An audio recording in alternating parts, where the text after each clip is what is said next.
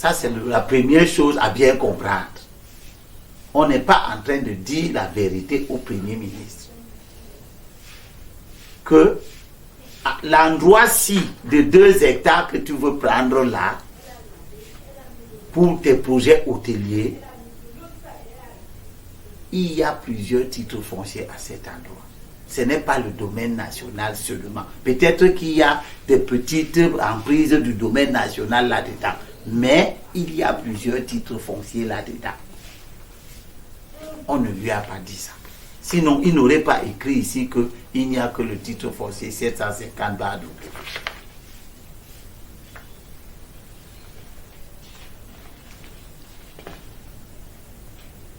On a donc décidé d'indemniser les gens. On a réparti. Et ce document qui exproprie suppose que la commission de constat et d'évaluation avait déjà été mise sur pied par le décret, par l'arrêté déclarant de déclaration d'utilité publique, lequel, celui de Eyebe Aïssi, qui parle de 4 hectares. Quelle est donc la commission qui a été faite, mais qui vient simplement évaluer sur 2 hectares? Celle-là, c'est qui elle évalue. Pour la déclaration d'utilité publique faite par le ministre est faite sur 4 hectares. Qui a fait la déclaration sur 2 hectares? Ce n'est plus Eyebe Aïssi, puisque lui, il a fait une déclaration sur 4 hectares. Donc, le décret d'expropriation s'appuie donc probablement sur la déclaration d'utilité publique faite par Koum Abiseke en 2018. Des 2 choses l'une. Le projet hôtelier dont on parle, si c'est le même, pourquoi Eyebe a-t-il fait une déclaration en 2019 sur 4 hectares? Ce n'est donc pas le même. Même si il se trouve que tous ces gens-là se mêlent les pédales parce qu'ils sont dans le même site. Dans le même site, on veut 4 hectares. Dans le même site, on veut 2 hectares. Est-ce que les 2 hectares-là, c'est 2 hectares en dehors des 4 hectares que l'autre avait retenus? Qu'est-ce que ça révèle, tout ce que je dis là depuis? Ça révèle le caractère flou, nébuleux de cette affaire. On parle de projets hôteliers de la ville de Douala. Lesquels? Les populations qui vivent à cet endroit, dans leur combat, se sont constitués en un collectif et ont écrit au ministre des Domaines. Et là-dedans, voici leurs lettres. Je suppose qu'elles sont bien informées, puisque ça les concerne. Objet de la lettre, dénonciation sur l'expropriation relative au projet de construction de l'hôtel Marriott. Évidemment, Hilton est abandonné depuis 2015. Mais apparemment, les travaux de levée topographique faits par le promoteur du projet Hilton, ce sont ces travaux qui continuent à inspirer toutes les DPU qui ont été faites après. Est-ce que c'est le promoteur de Hilton qui est devenu maintenant promoteur de Marriott? Ce sont des choses qui seraient bon à savoir. Et les populations disent que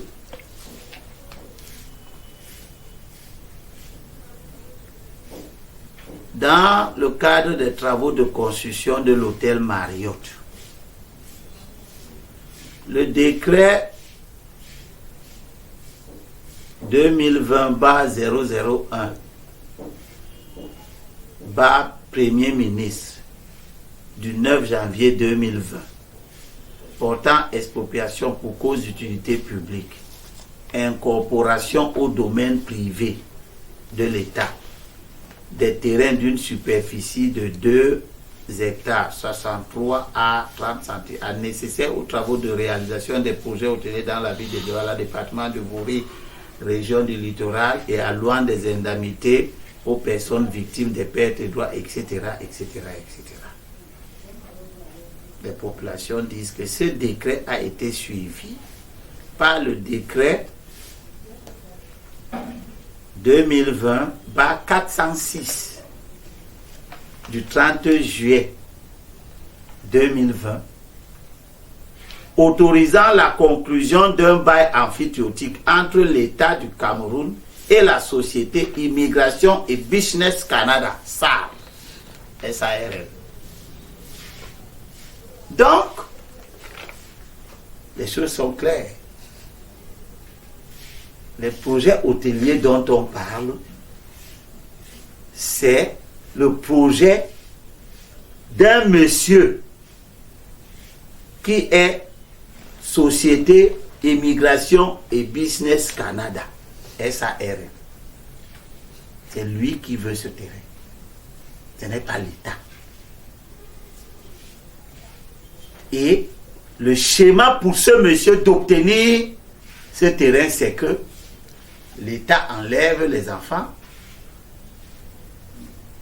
il met leur terrain dans son terrain à lui, l'État, puis il donne ce terrain-là à Immigration and Business Canada, dont la destination finale de ce terrain, ce n'est pas l'État, c'est Immigration and Business Canada.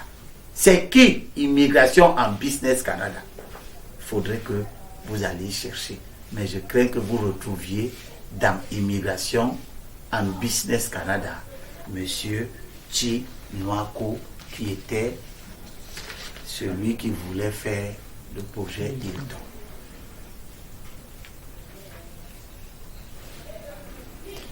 Qui peut écouter tout ça? Qui peut lire tout ça? Qui peut comprendre tout ce montage et ne dit pas que s'il s'agit d'une mafia? Pourquoi c'est l'État qui doit donner le terrain à monsieur, à Immigration and Business Canada, SARL? Pourquoi c'est l'État qui lui donne ça?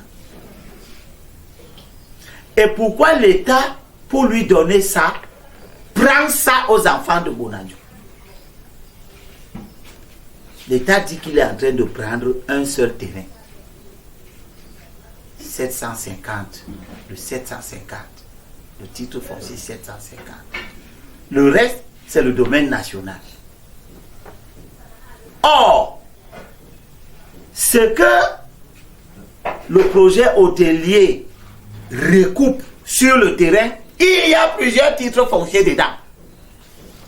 Il n'y a pas que le 750. Il y a plusieurs titres fonciers dedans. Donc, les gens ont menti au Premier ministre. Parce que si le Premier ministre savait qu'il y a 3, 4, 5, 6, 7 ou 10 ou 15, 20 titres fonciers, il aurait mentionné, puisqu'il a mentionné le 750W, il aurait mentionné tous les titres fonciers qu'on allait exproprier. Qu'est-ce que ça veut dire? Ça veut dire que le Premier ministre allait peser l'intérêt politique de cette affaire. C'est un Premier ministre, c'est un homme politique. Il ne fait pas les choses pour que son gouvernement perde. Perde en crédibilité, perde en honorabilité. Il ne fait pas les problèmes, il ne fait pas les choses pour que son chef, qui est le président de la République, ait encore sur le dos une nouvelle crise. Le Premier ministre, s'il savait qu'il y a autant de personnes à déguerpir et que ces gens ne sont pas dans le domaine national, que ces gens sont des propriétaires en bonne et due forme et légalement établis là-bas, le Premier ministre aurait raisonné autrement. C'est ce qui me fonde à dire que le Premier ministre n'a pas eu la vérité sur cette affaire. et qu'il est temps qu'il cherche donc la vérité. Qu'il n'exproprie pas les gens alors que lui, il ne sait pas qu'il est en train d'exproprier les gens. C'est ce qui est sur le point de se produire. Il va exproprier des gens, croyant qu'il exproprie un seul propriétaire. Les autres, c'est des gens qui habitent anarchiquement sur le domaine national. Ce n'est pas vrai, monsieur le Premier ministre. Les autres qui sont en train d'être expropriés, il y a de nombreux propriétaires dedans. Celui qui vous a dit qu'il n'y a qu'un titre foncier, le 750, il vous a menti. Il ne vous a pas dit la vérité. Il faut donc que vous veniez voir, que vous cherchiez à savoir exactement combien de propriétaires on est en train d'enlever pour que Immigration Business Canada construise un hôtel. Quel est l'intérêt pour le peuple camerounais qu'on dépossède ces enfants qui sont dans leur village? Quel est l'intérêt pour le peuple camerounais que si on veut construire un hôtel Marriott, qui est un hôtel privé, qui va appartenir à quelqu'un, on doit prendre les terres des gens. Quel est le peuple, l'intérêt de l'État du Cameroun est où dans cette affaire? Bon, ne peut-on pas dire que cette initiative participe justement de la volonté de l'État camerounais, mais aussi de certains opérateurs économiques de promouvoir le développement économique dans la ville de Douala? Est-ce que cela ne va pas bénéficier aux populations locales, ne serait-ce qu'en termes de création d'emplois et tout autre? L'État est dirigé par des hommes politiques qui sont très souvent confrontés à ce type de choix. Vous avez vu quelle est la décision que l'homme politique a prise en bas? Il a dit à Néo Industrie, laisse, je ne veux pas de problème, je veux la paix. Va faire ton cacao ailleurs. Ne prends pas les terres des gens. Va chercher ailleurs quelque chose qui ne m'amène pas les problèmes. Ou alors, achète le cacao. Les gens cultivent déjà. Le cacao, ce n'est pas quelque chose que c'est toi qui amène ça. Les gens cultivent déjà le cacao. Achète-leur cacao. Et puis tu transportes ça, tu amènes ça en bas. Ah, quelqu'un, chez toi, tu vas aller produire là-bas. Ne crée pas une colonie de peuplement de Babiléké à l'intérieur du pays Boulou. C'est ça qui a fait que l'homme politique, le Premier ministre, quand il a eu les remontées des mécontentements des enfants du Sud, qui avaient raison d'être mécontents parce que cette affaire n'était pas une affaire de production de cacao, il a stoppé. C'est ce que nous sommes en train de faire à Douala. Que le Premier ministre sache que cette affaire n'est pas une question de construction d'un hôtel. Ce monsieur-ci voulait déjà construire un hôtel Hilton qui n'a jamais vu le jour. Maintenant, ce n'est plus le Hilton, ça devient Marriott. Est-ce que pour construire ça, il faut déguerpir les enfants et prétendre que c'est vous, monsieur le Premier ministre, c'est vous qui voulez ce terrain pour les projets structurants? À la fin, ça devient projet de monsieur Immigration Canada.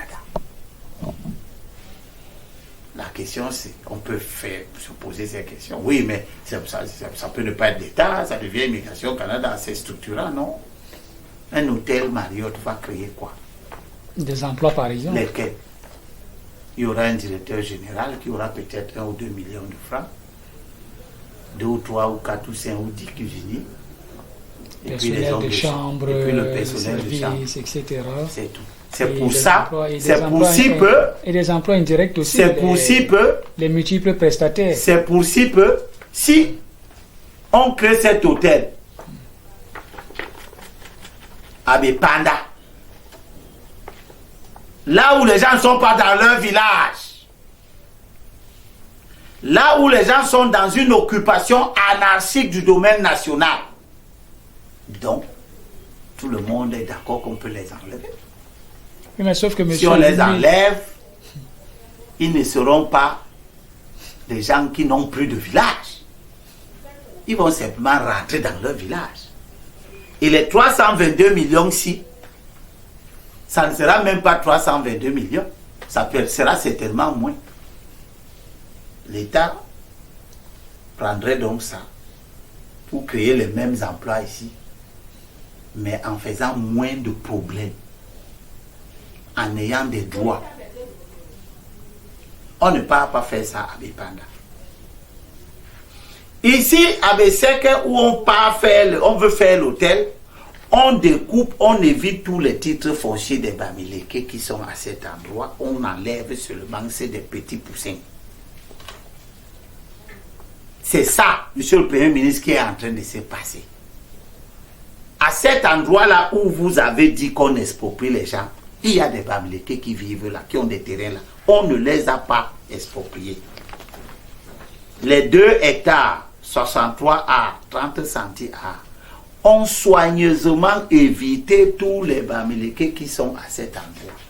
Est-ce que ce n'est pas ce qui expliquerait 4 hectares, puis 2 hectares et puis 4? Est-ce que l'ensemble, peut-être la superficie totale, ne serait pas de l'ordre de 4 hectares et qu'en procédant à cette sélection-là, c'est-à-dire qu'il faudrait que ce soit uniquement les autochtones qui soient ciblés? Ce sont peut-être les espaces... Il faut demander au Premier ministre. Pourquoi le terrain là était d'abord 4 hectares? Donc, est-ce que monsieur Immigration and Business Canada, qui voulait 4 hectares avant, et qui se retrouve maintenant avec 2 hectares, il est content? Pourquoi il a accepté 2 hectares? Peut-être pour préserver les espaces occupés par... ses frères. Allez demander au Premier ministre, que le Premier ministre nous explique. Qu'il nous explique, mais si on a enlevé, pourquoi on passe de 4 hectares à 2 hectares? Pourquoi le domaine où on veut construire cet hôtel Marriott n'a pas une topographie régulière? Sur le long de l'axe lourd, c'est une ligne droite. Si vous regardez la topographie, c'est une ligne droite. Puis, à l'intérieur du quartier, on commence, la limite commence à tourner, ça monte, ça descend. On évite qui? Je vous ai dit que les démons, la Bible nous dit que les démons se présentent souvent en ange de lumière. Ce projet, c'est un projet démoniaque qu'on veut nous présenter comme un projet de développement. Et nous devons nous battre pour que sous le label développement, on ne mette pas le crime. Qu'on ne prenne pas le crime et on le présente comme le développement. Ça se passe en Amérique latine. Où les gens prennent la forêt amazonienne, déboisent, sous le prétexte de faire du développement. Et c'est ça qui amène les dérèglements climatiques. Ce monsieur, Immigration en Business Canada, j'entends dire qu'il veut mettre 60 milliards. C'est bien faramineux. Beaucoup d'argent, c'est bien. Il veut mettre 60 milliards. Mais quand tu as l'argent, 60 milliards à mettre,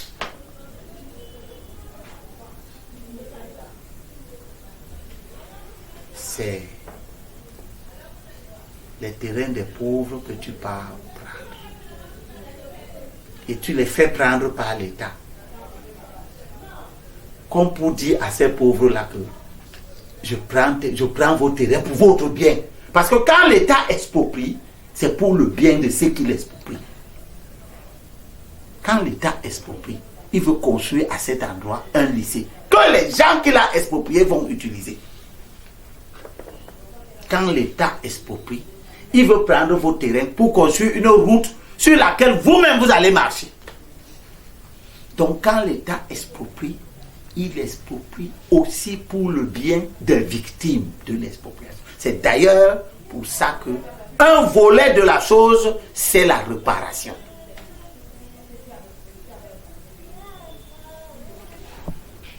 Si c'était donc ça, que prévoient les textes lorsqu'il faut faire de l'expropriation? Il faut rencontrer les gens, il faut parler avec eux. Il faut qu'ils voient l'intérêt qu'ils ont à ce que le projet se réalise. Ce qu'on a parlé avec les enfants de Bonanjo, qu'on va investir 60 milliards ici. Ça va créer des emplois où on ne va prendre aucun d'entre vous au travail. On va donc venir faire l'hôtel Marriott à Bali pour qu'aucun Bali ne travaille dedans. L'hôtel Djoga qui est à côté, il y a les Bali qui travaillent dedans. Serena Hotel qui est à côté, il y a les Bali qui travaillent dedans. L'autre qui est à Somater, il y a les Bali qui travaillent dedans.